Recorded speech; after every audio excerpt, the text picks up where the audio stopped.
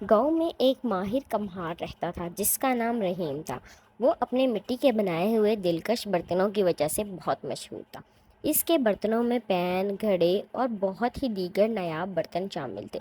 کہا جاتا ہے کہ رحیم کے مٹی کے بنائے ہوئے گھڑے میں کئی دنوں تک پانی ٹھنڈا اور تازہ رہتا تھا، اور اس کے مٹی کے بنائے ہوئے برتنوں میں کھانا بھی مزیدار اور شاندار پکتا تھا۔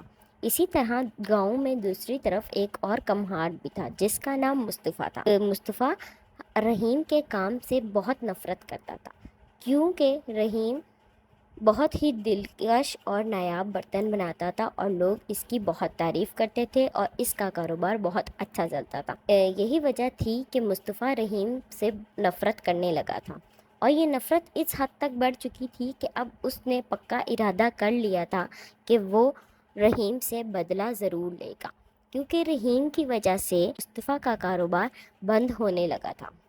ایک دن حسد سے جلتے ہوئے رحیم کے کارخانے پر پہنچ گیا۔ اس نے رحیم کے بنائے ہوئے مٹی کے برتنوں کو سوکھتے ہوئے دیکھا تو اس ارادے سے پتھر اٹھایا کہ وہ اس کی محنت کو تباہ کر دے گا۔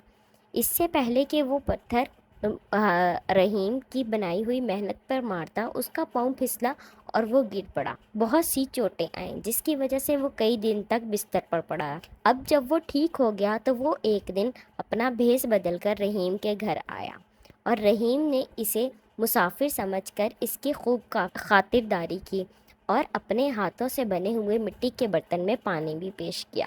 رحیم کی اس قدر سادگی کو دیکھ کر مصطفیٰ کا دل نرم ہو گیا، اور اس نے گھر واپس آ کر اپنی حسد پر غور کیا تو اس نے پایا کہ وہ واقعی ہی حسد اور نفرت میں اتنا آگے بڑھ گیا ہے، جبکہ رحیم تو بہت ہی رحم دل انسان ہے۔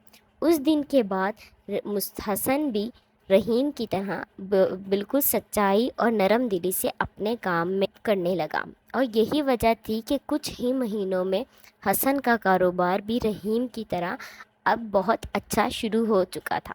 یہی وجہ ہے کہ گاؤں والے رحیم اور حسن دونوں کے بنائے ہوئے مٹی کے برتنوں کی بہت تعریف کرتے اور ان کا استعمال کرتے۔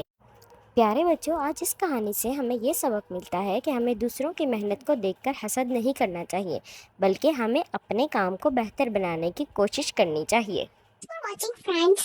Don't forget to like, share and subscribe my channel because your support encourages me to make more amazing videos for you. Thank you.